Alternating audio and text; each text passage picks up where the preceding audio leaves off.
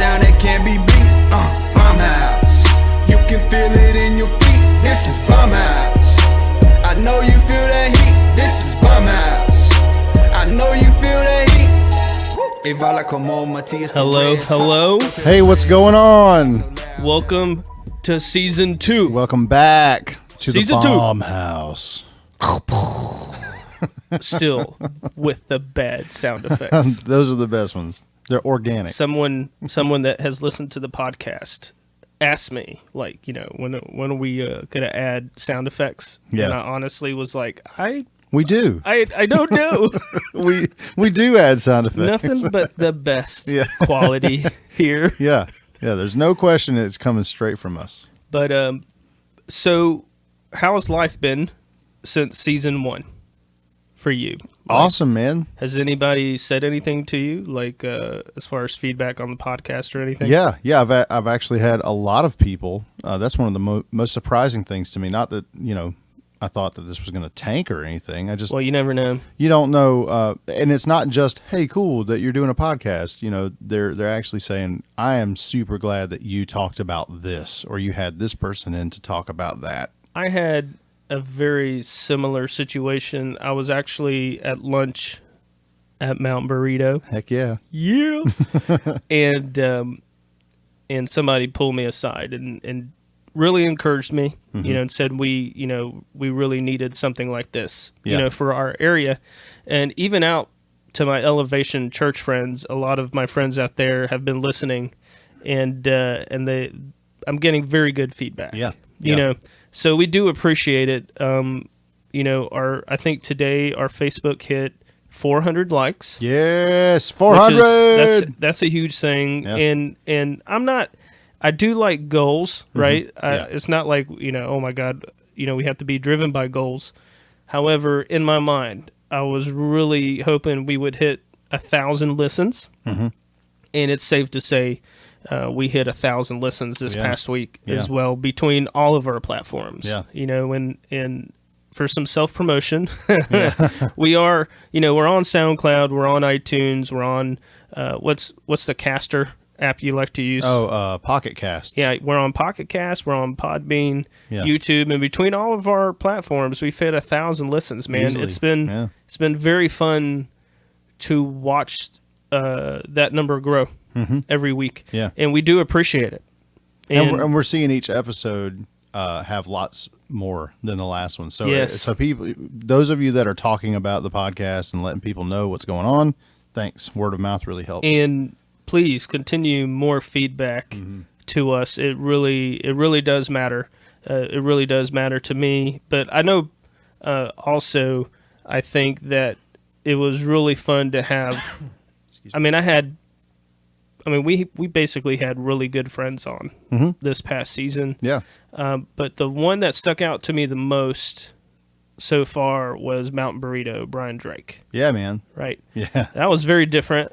Yeah, it was. For one, it was mostly about food. Yeah, which was great. But what we found out was the creative heart behind that was no different. Yeah, than music and the stuff we're used to. And Brian, it was, you know, he was joking with me recently because he was like, man, I've never really listened to myself. Yeah. You know, like that. It's always weird that first time. Yeah. But I know he really liked that episode, and it was funny. I saw some friends of mine from Hickory a few weeks ago again, and they were like, man, we listened to that episode and we had to come grab a burrito. Yeah. I was like, heck yeah, that's man. Fantastic, man. I thought that was good, but you know, there was some definitely neat things, and but I can tell you, man, it has been hectic. I mean, really since 2 weeks before Easter. Yeah. It has been nuts for me. How has it been for you? Oh, absolutely crazy. We had just the slightest lull. My wife and I have our small businesses. Yeah, I know you guys have been. Lull but there. you guys have been doing a lot of shows recently, right? Picked up a few like larger trade shows, and we're trying to gradually get larger. You're doing Ruddy Man products. Yep. And her products, right? Yeah. She does word art. Yeah. My wife has bought some of that stuff. Yeah, there for a little while. You know, just like any other business, it felt like it was ebbing too much, Well, and, it's with seasons, I think. Yeah. But then we got slammed, and now I'm preparing for Christmas already. Yeah, you got to. So You got to. Yeah, same. Like, it's been really, my studio schedule, it stays nonstop. There's never really a down time for me. It's just about managing my time and time with my family and make sure I don't have a nervous breakdown. That's basically my goal. Because if I didn't, I would, if there were 9 days in a week, I would just work 9 days a week. Sure. Yeah. But I've gotten a lot better about managing my time over the last couple of years. I think in the past I would have struggled this time of year. I think when you're married to a teacher like we are, there's a crunch time. There is. At the end of the school year, and we've been feeling that. I feel it with the kids. Yeah. I feel it when my kids are a little older, and they're getting ready for I've got one in Western Piedmont at the community college, and I got one getting ready to finish middle school, and they're already getting ready for testing. Wow. It's stressful. It is. There's an odd thing, and last week, oh man, we had a doozy week here at the Rods household. Yeah. If you keep up with me on Facebook, I posted a photo from Paramount Ford, I think is what it's called, in Valdez, North Carolina. Valdez. Exit 113. And that started a rough week. Yeah. I was, I told my wife Saturday, I was like, man, this week was a doozy. I didn't even realize it, but I get a call from my daughter, like I think it was Monday evening late, that she was stranded. Her car broke down on the interstate. I was like, oh boy. So we went and picked her. Picked her up, and she had a friend, and I had it towed to a friend of mine that's a mechanic downtown. The next morning I wake up and there's a flat tire on my car. And I'm like, oh my God. It's just, I was like, are you serious? And Gabe's like, I take my son to school. I was like, all right. I jumped in my wife's car, took him to school, came right back. My wife got her car, went to work, and I just took my car up to the gas station, got enough air to take it to the dealership. So I get to the dealership to get them to fix my tire and to get the oil changed, all that good stuff. Right when I'm telling the mechanic what's going on, with my tire, I get a call on my cell phone, and it's the mechanic from downtown, and he's like, so, hey, your daughter's car is dead. Like, completely dead. Oh, no. Engine shot, done. It had it was her first real car. It was a beater-upper, Yeah. And I was like, that one hurt. Yeah. That one hurt, because we've been really careful about not trying to take on a lot of debt, and we're not rich people, man. We're like, it's a struggle. It really is. I always tell my wife, I'm like, I feel like some years we get ahead of it sometimes, and then sometimes it just we can't, and it sort of weighs on. It bothers me sometimes. It really does bother me sometimes. Right. Like I do let it affect me. Because I think my problem is I think too far down the road. Sure. Right? Sure, yeah. And for my kids, I just want them to be so careful about debt, and I want them to have freedom to do what they want to do. Yeah. Yeah. And I think being as debt-free as possible is the key to that. Yeah. So long story short, while I'm at the dealership, I run into a sales guy there. I'm like, all right, man, here's our budget. Our budget was like sub $12,000. Like it had to be a very, very affordable payment for us. And the dude's like, yeah, like we don't have anything here in that price range. I'm like, what? There's like, yeah, we had no cars here in that price range. I was like, oh boy. So I go on to another dealership in Morganton, and they had a couple of cars in that price range. And, I'm just thinking safety, and I'm thinking price, and I'm thinking price, and I'm thinking price, and more price. And the sales guy... What's cheap and won't kill my kid? I don't want to say the name of the dealership that I went to, the second one I went to. Yeah. But this dude, man... I was there a year ago because I had to buy a vehicle for my wife because we had an accident in the family. And this guy was like, yeah... My wife told me I needed to bring home this car. This was last year. He was like, yeah, she told me she wanted this car. This is a good car. So I run into the same guy again, and he does not remember who I am. So he's looking at this Toyota Camry. Yeah. Right? It's like, I don't know, a 2013, 2014. And he goes, yeah, man. My wife said this is her favorite car. Oh, he's got the same shtick every time. Oh, man. She wants me to bring over this car, but I said I can't buy another car. And I think I've totaled this car 2 times. It's a safe car. Oh, boy. And I was like, I'm just not prepared for this. Like, my filter for that, I just didn't have any. And then a friend of mine recommended me the Ford place off of in Valdez. So I went there, and man, they had like 13 cars in the price range. They had a bunch of options. Andy was my sales guy, and it was so easy. Yeah. Like it was great. Mm-hmm. You know, we found something that worked. You know, and it was just, you know, it was a long day, man. Like it was a long day, and on top of that, like, you know, it was, you know, as a parent, you know, you want to make sure your kid's safe, you know, in a vehicle. It's pretty stressful. If you're not a parent yet, you will. You do not want your kid on the side of a road. No, it's sort of like the worst. It's a bad thing. Yeah. So we got that all worked out, and I was like, okay, we're made it. We made it through somewhat of this week, you know, and we took it on the chin a little bit. You know, we took on a little bit of debt, but we'll try to get rid of that as soon as possible and move on. But I know we don't have to worry about it anymore. You know, they got us into a Ford Fusion, very well rated car, safety wise, and it's very nice. Like, sort of jealous, to be honest. I was like, in fact, Tori had a wisdom teeth. Her wisdom teeth pulled out Friday, and I drove her car all weekend. Yeah. I was like, I'm going to drive your car. This She's is like, a dream. So she, you know, those videos of, you know, kids that are high from the drugs. We're not going to post any videos because I asked my wife from the not dental to. drugs. But dude, we have some funny video footage of her she is high as a kite, man. Yeah, man. She cries. She cried about Post Malone.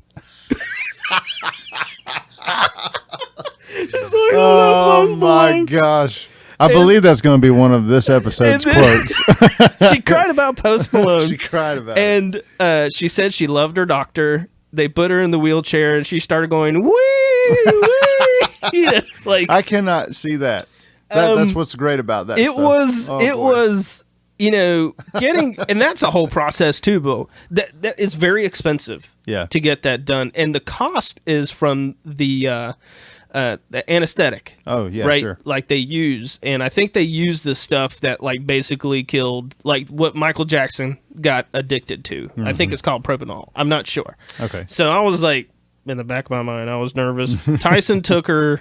I had some studio stuff. You know, I had to take care of Gabe that day. I was in the studio. I called her. But it was, I mean, they were out of there quick. But, man, she sent me those videos, man. And it's just some funny videos. I think we watched them all day. Yeah. Yeah. So whenever your kids have wisdom teeth pulled out, have your phone. Have your video. Ready. Yeah, have it ready. And we had a lot of laughs at the expense of my kid on drugs. So, I mean, there you go. That's the way our it weekend. It helped your week out. It did, and it was pretty funny. And then to cap off this week, and this is going to lead off into a long rant about a guitar. Oh, no. Okay. So there's a guitar that was announced by Paul Reed Smith.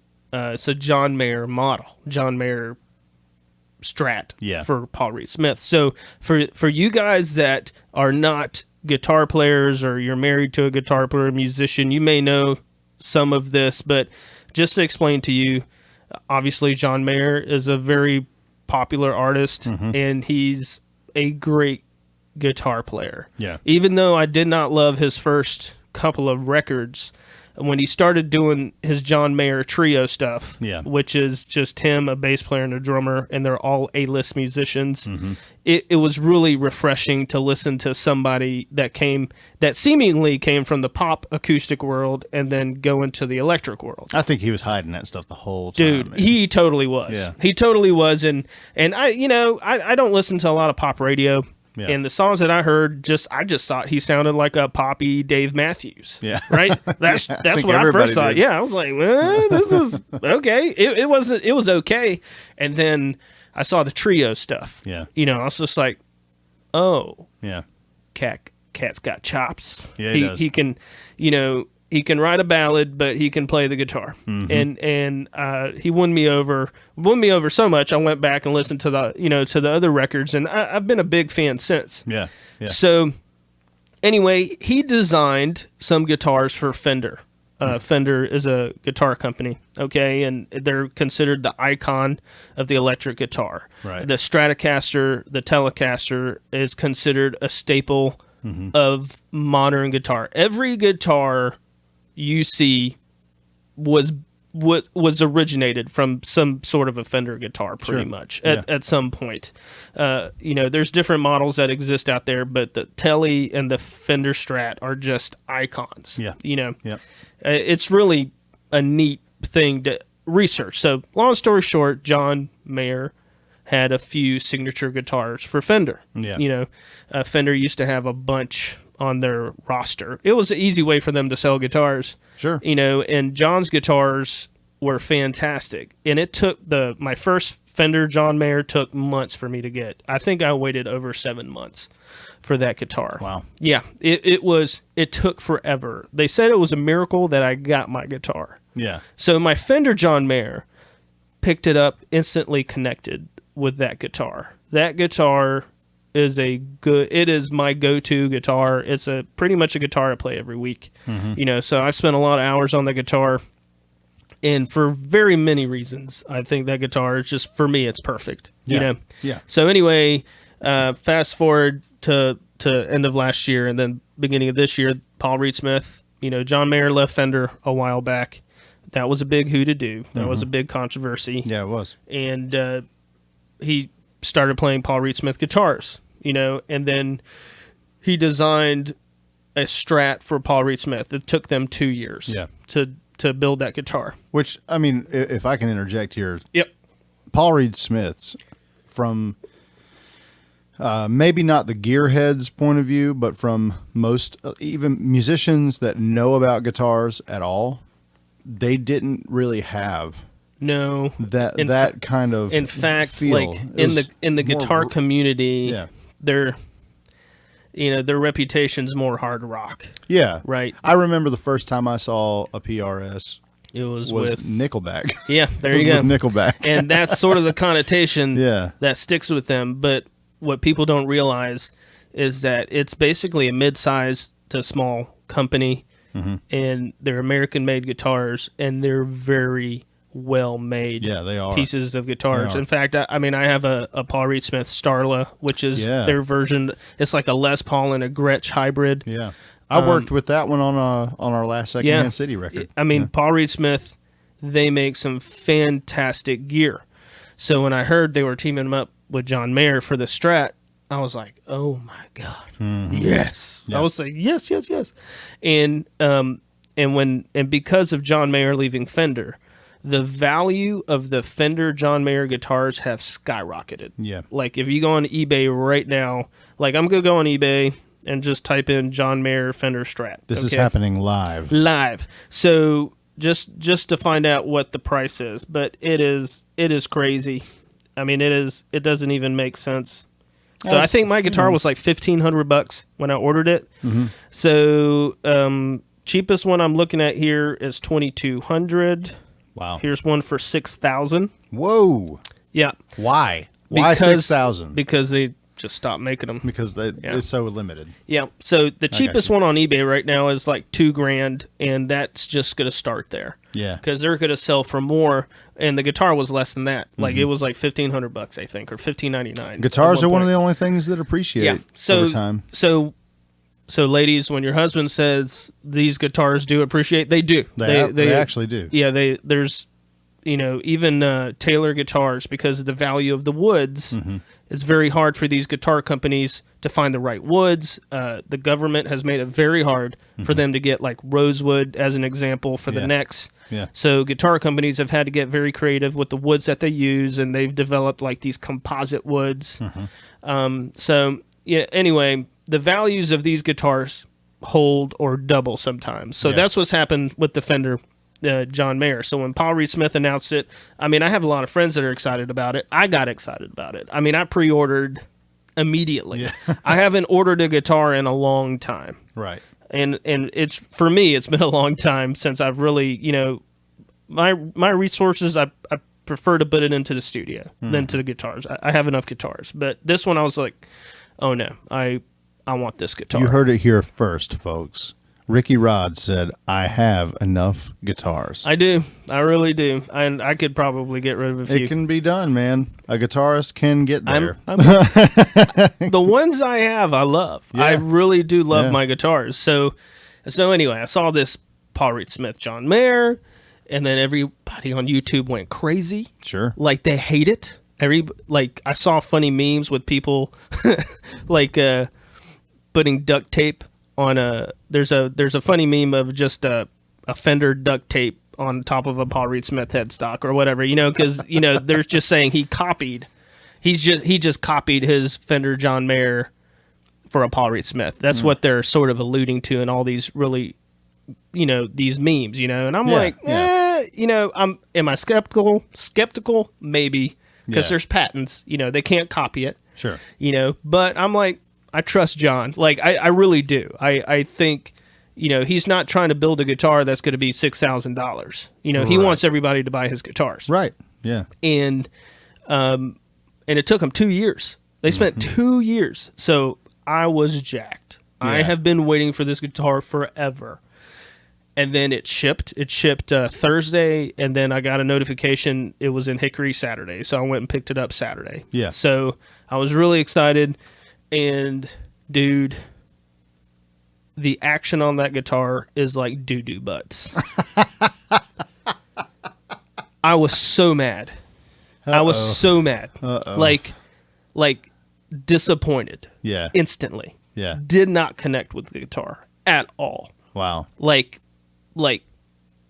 I really got upset because I'm like, man. Well, sure. But it was, and it's really weird. Like, when you connect with an instrument, for me, I mean, there's got to be a vibe to it. I know it sounds like hocus pocus, right? But I have friends of mine that love cars. They get really, they get into a lot of different things, But a guitar is something, man, like... it's Harry Potter's wand. It is, man. And there's just... and the beauty of these instruments is they don't have to be $7,000. They don't have to be a $4,700 Elliott guitar for you to connect with it. Nope. It could be a $500 guitar. It could be a whatever price. It doesn't matter. Yeah. One of my favorite things about being a musician is looking at musicians that use gear that's outside of the norm and it works for them. Yeah. Like Jack White, for example. Man, that guy plays crazy riffs and crazy gear. And he sounds great, Yeah. And if I played through it, I don't think it would sound that great, Sure. But that's the beauty of doing what we do. Yeah. So I get this guitar, and it's beautiful, man. Like, it really, I'm gonna make a YouTube video because it's already been done to death on YouTube. Everybody's like taking sound samples of the Fender and compared it to the Paul Reed Smith. I mean, there's some amazing videos. Yeah. However, I want to do a totally different kind of review where it's from I have spent hours upon hours about, on playing my Fender John Mayer. Yeah. I get this Paul Reed Smith, and let me tell you, my initial reaction was negative, very, very negative. Yeah. And I've been thinking about it. Because I played it yesterday at church. So I played it, I don't know, a couple of hours. And I think around the second experience worship service, we use the word experience, like we always jam at the end, right? Like our band, it's been a while. Our guitar player was out of town for a little bit, and it's been the first time that our team has been together. Yeah. And it was awesome. It felt great. But we jam. We go off a little bit, and I felt like once I got going yesterday with that guitar, even though the action made me want to throw up, like I started finding some tones, right? Right. Like I started finding some spots and some things, and there was some really specific things that I got jamming with it. I was like, okay, I see the light at the end of the tunnel. Yeah. I called my guitar tech, Abraham, who's amazing. Awesome. I think we're going to have him on the podcast, but we should. I called him, and he had to talk me off the ledge.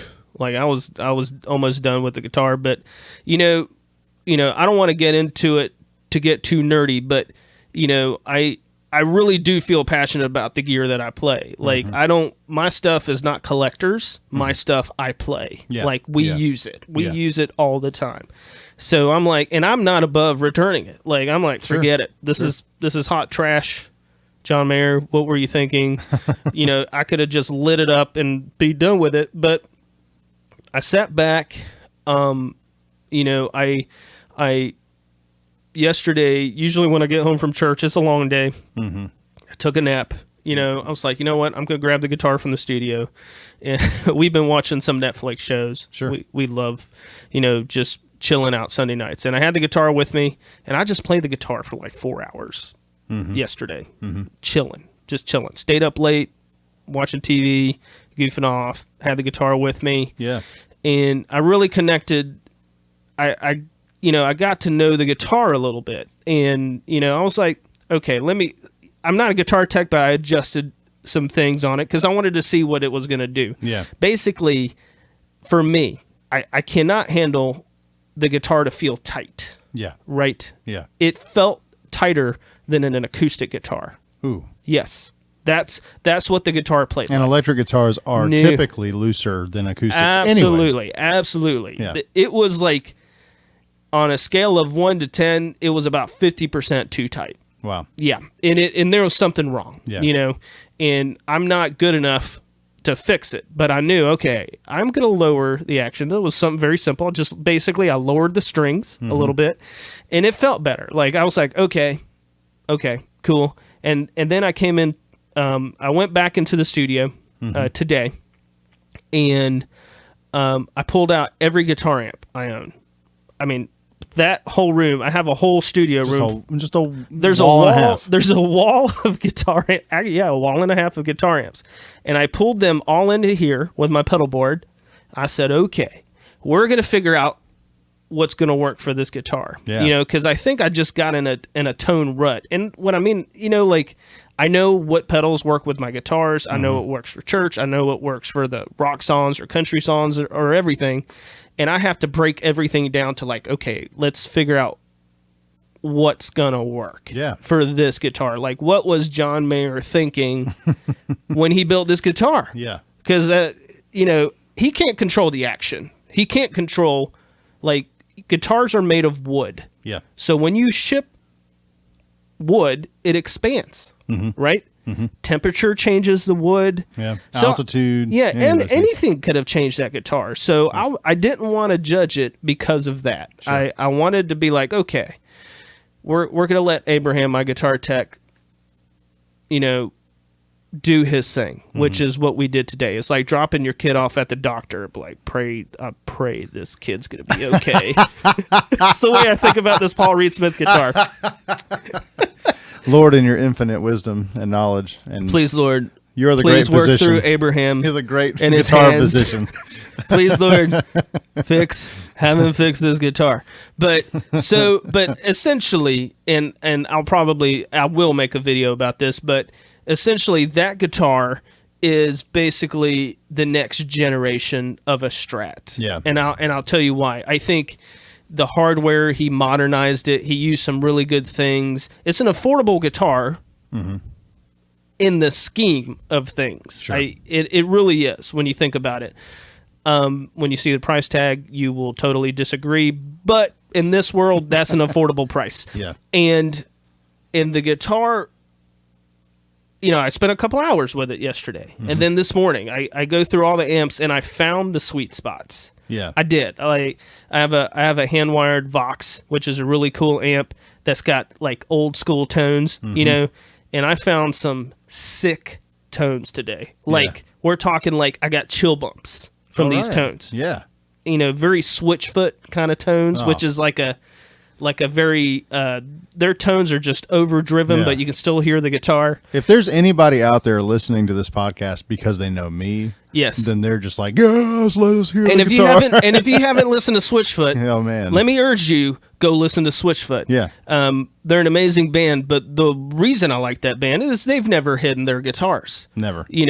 And they're just one of my favorite rock bands. But on top of that, I found like some really good blues tones, like the old school John Mayer tones, like slow dancing in a burning room. Oh, okay, man. That's one of the sickest guitar riffs ever. One of his best songs ever. It is. And that's a story I cannot talk about because this is a PG podcast. So I'm kicking that story out of my mind right now. Okay, but that song, Slow Dancing in a Burning Room, right, it's a sick guitar riff, right? So I went into that riff on that guitar. I was like, yo, this is it. Like if we can tweak that guitar and get it where I'm happy with the action, it's a keeper, right? Yeah. It is a keeper, but there's some things about it that he changed, and when I think about it, it's cool. Yeah, like he could have just made a copy of his Fender guitar. Yeah, he could have just said, "Just make this." But when did he have that Fender John Mayer? I think the first one was like 2013, 14. Maybe? Okay, so this is where I'm going with this. Most people have a hard time once you like somebody for their music or you like them for their art or whatever it is, we tend to put them into our favorite version of them.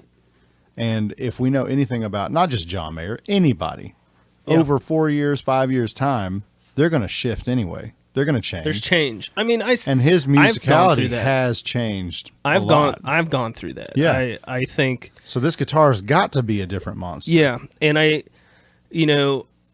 a part of that was, hey, I've been playing that Fender John Mayer for so long, I got really attached to it, and it's still one of my favorite guitars, and I'll still play it absolutely. But what it did was, this guitar is very different. I mean, it's lighter. When you take wood out of an instrument, it changes the tone. Oh, absolutely. Big time. Yeah. Like we're talking drastic changes. So it's very comfortable to play. I mean, man, it's light. I had it on me all morning yesterday, and it felt great. It's a very balanced, good feeling guitar. So lighter than a Fender Strat? Significantly. Which means super much lighter than a Gibson Les Paul. Yes, it is a very light, playable electric guitar. Yeah. And the other thing I like about it, it's very retro. Like the headstock, they reversed the headstock. Oh, okay. The top of the guitar. So it's got a retro feel, right? And the neck, that's another very controversial thing. Like the radius of the neck, which we're not going to get into. The neck feels fantastic. Like it is a good feeling guitar, but it feels modern, right? Yeah. When I play Elliott guitars, they feel classic, right? Yeah. They feel very timeless. This is not that. And we got to get into Elliott one day. One day. That's another local. I don't know if I could ever get Andy here. No, he's too busy working on guitars. Maybe one day. I'd love. I think I maybe could convince him to come. Just talking about Western North Carolina, and it's born for y'all that don't know, beautiful guitars. If you Google Elliott guitars, we have a guitar maker in this area that is just making some fantastic instruments. He's based out of the boondocks. If you watch anything, if you watch anything, I know the guitar player from Switchfoot plays them. There's some. Sheryl Crow's guitar player plays them. Elevation Worship, they're all over our team. Fantastic guitars, but those guitars look like hot rod guitar, Yeah. like hot rod cars. Yeah. And they're very classic and Yeah. they're very timeless. And the Paul Reed Smith Mayer is just not. It's a modern guitar. It's today. Yeah, it is today. And there's some things that I'm going to really dive into regarding it, but overall, like, I couldn't get past like how bad it felt to play. I was so mad. I was like, son of a gun. So here, I talked to Abraham. I called all my friends. And I even posted some videos. I posted some videos this morning. On my Instagram. I was like, all right, let's tear through some tones. And I started finding some things, and it's a journey. Yeah. Jimmy, it really is a journey. And I had to decide, okay, do I want to just stick with what I got? Or do I want to try to change things up? Yeah. And I'm going to change things up. Sure. I ordered some new overdrive pedals this week. I'm going to, I'm looking at some Fender Deluxe amps and some different things. And I'm like, you know what? I'm going to go with this. It's a very different thing for me. Yeah. But it's a good flavor.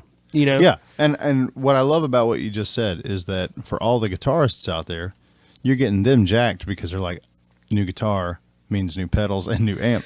And for all the guitarists' wives or guitarists' husbands, they're going, oh no. A guitar means way more than just a guitar. It does. But man, I just, my initial reaction was just so negative. Yeah. And it's a beautiful, beautiful instrument, but I didn't want to I'm not going to force myself to keep something I'm not going to play. Sure.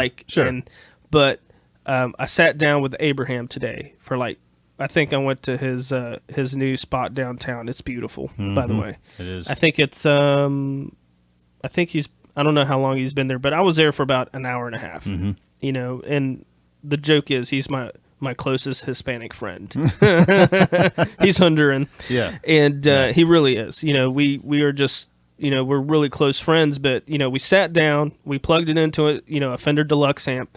And we just played guitar for like an hour. Yeah. Talked about Strats and talked about he's insane about those guitars. Oh, sure. He is me times 10 because he knows every nook and cranny of every year and how those things work. Yep. And I showed him, the issue, and he was just like, "Yeah, man, I can fix this." Yeah. Yeah. And God, it made me feel so much better.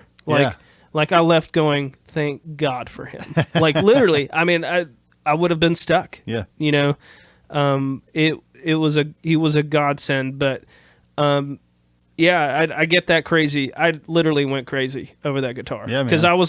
I was so mad. And I didn't even want to take it Sunday morning. But I was like, no, I'm gonna take it. I'm gonna figure this out. Put it through its paces, man. Yeah, I'm gonna figure this out.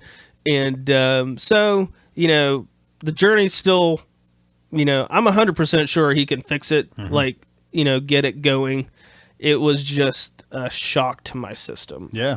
Right? Yeah. It was a shock to my system, and I was like, okay, we're going to get through this. So well, whenever you see me talking about a YouTube video for this guitar, I'm going to go into depth. Yeah, I was about to say, like, anybody who's listening who's actually interested in listening to the guitar itself. There is definitely a sonic character that it's really unique, man. It's good. And I'm really excited about explaining to people why, it's so unique, because you can go on YouTube and listen to samples all day. It's not really about that. Right. It's more about, okay, why was this thing created? So, but, it's just a change up. Just changing things up, and I'm excited about it. Yeah, you have to change things up from time to time. But so let's move this conversation back to the future. The future. Isn't that a rap star? Future. Isn't he called Future? I don't know. I think so. I'm not one of the cool kids. So. Listen, every time I tell my kids that a certain rapper is on the no list, they're listening to that artist, and then I'm like, son of a gun. Post Malone made that list. Post Malone. Now my daughter's crying about him. Yeah. Little Uzi or whatever the crap that kid's name is. I don't know. I can't. Little Xan. Little, I don't know. I just saw Ninja, Fortnite player. We get it with the Lils. The Lils. It's all the SoundCloud dudes. Yeah. Every one of them Lil something. So I don't know. We may have I think we're going to have a hip hop guest on this season. Yeah. I think we've got that worked out. BJ, Billy James, who did Billy James, who did the intro, did the theme music. He's going to be on. And he knows a lot more about that game than I do. Oh yeah. But I think we're gonna make some changes this season, right, Jimmy? We're gonna try some new things. We're gonna have significantly more episodes. Yep, I think our goal is going to be 10. Yeah. Right? So we're going from 6 to 10. So we're pulling a Game of Thrones here. Oh, yes. Because, I showed that text to my wife. They started with 6, and then they went to 10. Jimmy compares everything to Game of Thrones, apparently. By the way, when's the final season of Game of Thrones? Is that this year? It's next year, man. And I would be sad. Okay. I am sad. But I'm trying to fill my... Did you read those books? No, I didn't. I'm one of the losers that doesn't. You just watched the show. The last 2 seasons, I think, have been basically just fan fiction. Well, it's not, They're actually based on... They passed the books. Transcripts. Yeah, they passed the books. So... And thank God they passed the books, because the last one I read... Yeah. That's me throwing up. Dude, I've read all those books, and... He can be tough. He gets long-winded sometimes. Yeah. But the shows, yeah. Man, that's a that might be an episode, but I don't know how we do it without spoiling everything. Well, we can't. I don't want to spoil anything. But anyway, just so y'all know, everything in Jimmy's mind compares to Game of Thrones. Maybe sometimes we're doing 10 episodes. 10 episodes. We're just like Game of Thrones because of Game of Thrones. So just remember that, y'all. Yeah. Actually, we just have we had so many more people that we wanted to pull into this thing, and maybe branch out beyond just ministry, music, and food. We're definitely going to branch out this season. We're going to do. I may surprise you with this, Jimmy, but I think we're probably going to have my wife on one episode. Oh yeah, yeah. I think she has a great story, that I want people to hear about. And there's a few other things that me and my wife have kicked around talking about, different things. But I think she's going to be on an episode. We've got a local pastor, Kevin Purcell, I met him randomly talking about tech stuff. Mm-hmm. He used to write for a technology blog. Yeah. But he happens to pastor, I think it's High Peak Baptist. Yes. Right? Yeah. In Drexel. Yep. So he'll be on this season. Ago. Yes. Yeah. Great guy, and I've gotten to know his family over the years, and that episode's going to be good because, number one, it's different. He pastors a different style church. Yeah. Right? Yeah. It's a more traditional Baptist church. Yeah. Which I'm cool. I think it's great. Mm-hmm. They're meeting a need in their community. Yeah. And on top of that, he is the most knowledgeable technology person that I know. Yeah, that's a fun dichotomy there. Every time I see him, I think he has 2 phones at all times. Yeah. It's crazy. He's got an Android and he's got an iPhone, and then he's got all sorts of stuff. So that episode would be cool because we've got somebody from the Drexel community, which is close to our area. Mm-hmm. We could talk about him, and we'll probably have a really cool technology discussion. Oh yeah, right. Yeah. So there's gonna be some fun stuff on that episode, and then I don't know have you guys ever heard of a band called Hootie and the Blowfish? Hootie the Blowfish. Hootie and the Blowfish. And the Blowfish. I don't know. I could every time I think of that band, the only thing I can think of, I don't know where are you. Every Dan Marino, baby. And Dan Marino. When I saw Dan Marino in that video, these guys have made it. I was like, oh my God. This is my favorite band. Perfect band. So, yeah, man. anyway, one of the members of their management team, because when you're that big, you don't have just one guy. You got they've got like an army of people. But, sure. He happens to live in Charlotte, and Chip has become a good friend of mine over the years, and he's got excellent knowledge in the music industry. Yeah. And what makes him unique, he's been on both sides. He's been on the Christian side and the mainstream side. Yeah, like he's the manager for the advice, right? Or was the manager for the advice? He's going to provide good insight, and on top of that, if you're an indie artist, right?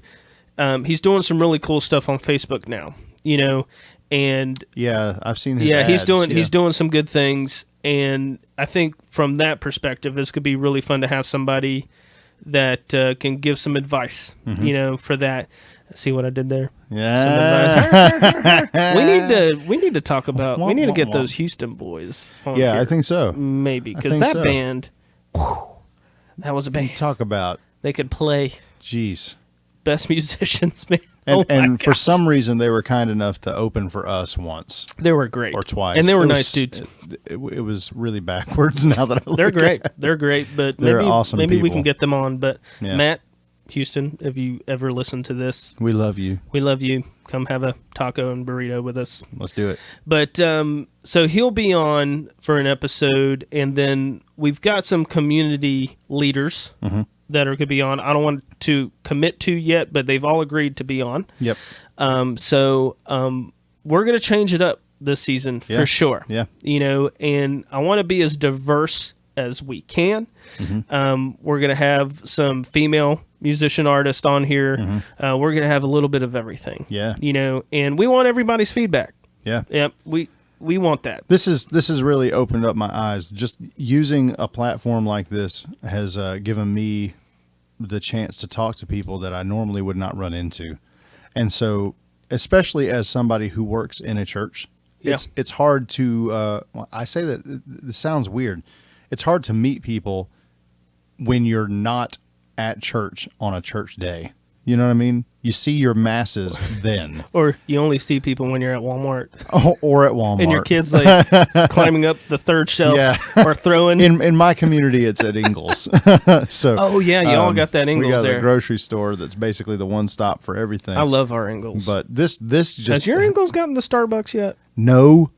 But there's a plan. There's a plan in place. We have gotten alcohol. So. What? Okay. Yeah. Because, see, in Morganton, our Starbucks is in an Ingles. And I love that. Yeah. I love that. Yeah. I love that so much.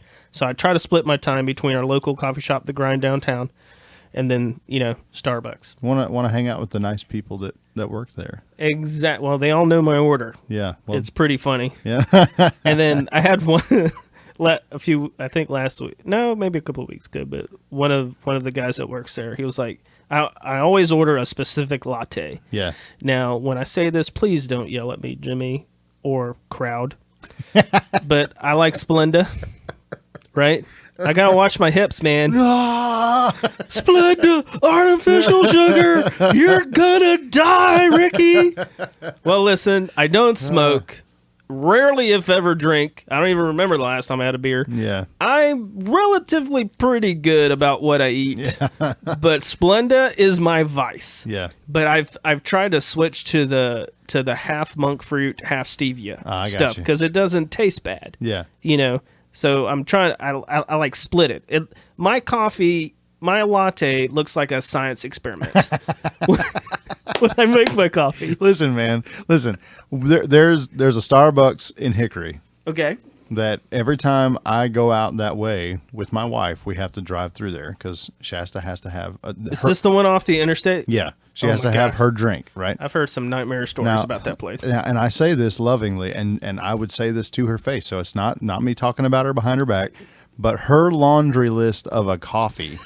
She's picky. Man, she's so picky. And she's got there's about 6 different steps to making this thing. Oh, and it even involves steaming some of the sweetener and then adding sweetener. There's a difference, Jimmy. There is a difference. There is a difference. I've found this out. And you know what? And there's also another pet peeve. Young people, listen if you're making our coffees. Don't spit in mine, please. I love y'all. I always try to tip. Yeah. But they don't make it hot enough. Yeah. Well, that's because McDonald's got fried a while back from that woman getting third-degree burns from hers. I mean, it kills me when I get my latte. This is a first world issue, and it's just not hot enough. I'm like, you got to make this. I make them nuke it for like 30 extra seconds. So I love that. The last step is put it in the microwave. It's like a 6-step drink for your wife. Yeah, and she gets to step number 2 and then takes the breath to talk about step number 3, and they're like, oh, is this Shasta? So they know. So they know exactly who she is through the drive-thru, man. That's good. And it doesn't matter who's working. So. I've heard some funny stories about that particular Starbucks over the years, but my coffee does look like a science experiment, and it's because I'm trying to wean myself off of Splenda. Sure. But I love it. Yeah, man. I love it. Coffee's great, man. I love it, but I have been weaning myself off of that. But the dude at our local Starbucks tried my drink that I had to make. Yeah. And he goes, Ricky, that was disgusting. I was like, dude, it's the way I like my drink. Yeah. He's like, it's disgusting. Yeah. I was like, sorry, dude. What happened to you? It's my drink. It's my science experiment. Yeah, man. But how did we get here? Wait, we were talking about Ingalls. Yeah, we were. Okay, we were talking about the future of podcasts. Yeah. Our podcast. So we'll drive the conversation to that we are going to switch things up, and I think we're going to introduce a new element this season, right? Yeah. Which brings me to Rooted. Rooted. How is Rooted? Rooted is your band. Rooted is the band that I am in currently. It's an acoustic outfit that does just like we do anything from covers to originals to instrumentals, and it's all rootsy music, And you will be with us for an episode. Yeah, and we're gonna do some live music. We're gonna try that for the first time. Yeah, we're gonna try live music on y'all.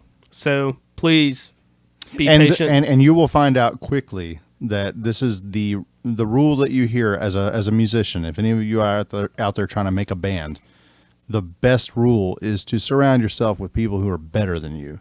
Oh yeah. And I can say that this group, they can play circles around me, man. Like they can stomp me. And they're a bunch of younger guys. I'm the old guy in the group, but they're a bunch of younger guys and girls who have been playing this kind of roots music forever, and they're just phenomenal musicians. Well, I'm excited. I'm excited about having them on. It's going to be fun. So that'll be our first sort of like band interview. Yeah. And we're gonna mix in, a live song or two. Yeah. And it'll be a lot of fun. We're gonna change it up, and we'll see how the episode goes. Yeah. Try to do our own little tiny desk. Yeah. Yeah. We will. Well, we're gonna try a few different things, but we are thankful for everyone. We are thankful for all the listens and all the social media attention you've paid us, and we haven't forgotten about the swear jar. No, right? We haven't. Nope. We haven't forgotten about the swear jar. There will be a specific episode where we will address that. I'm excited about that too. Yeah. So I think we found a nonprofit that's local, that's doing some great things. Yeah. So, and that's another thing. We're going to bring in some people that are doing some good things nonprofit wise. So, but Jimmy, where can we find you? I'm at jimmyatkins.music.com. Woot woot. Jimmy Atkins Music pretty much everywhere, Instagram, Facebook. And if you're also looking for some beard grooming products, I think I make some pretty good ones. Oh, yeah. RuddyManBeard.com. Yep. Check them out. Check it out. Find us at bombhousepodcast.com. Yep. We have a lot of platforms that we're available on. All the links are there. We're waiting on Spotify. I think we'll have a Spotify link. It's been the last holdout. They just started carrying podcasts, so it's taking forever. Yeah. We got approved, but it's taken forever for them to get that rolling. But as far as check our social media for updates, we've got some fun stuff planned. We got some fun stuff planned for this particular season. We do love you all. If you have any questions, feedback, hit us up. And if you have a favorite quote or something that hits you just right between the eyes from any episode at all, please either comment that, email us. We'd love to share that with the rest of the listeners. Yep, absolutely. And thank you so much. Peace out. Take care. Let me head back